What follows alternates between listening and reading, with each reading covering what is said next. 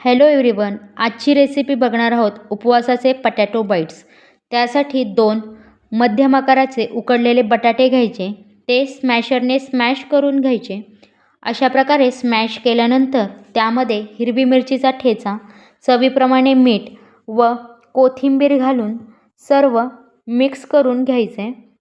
नंतर स्लायझरने कच्चे बटाटे स्लाईस करून घ्यायचे. अशा प्रकारे कच्च्या बटाट्याची स्लाईस करून घ्यायची. नंतर एका स्लाईसवर उकडलेल्या बटाट्याचं स्टफिंग घालून दुसरी स्लाईस त्यावर ठेवावी.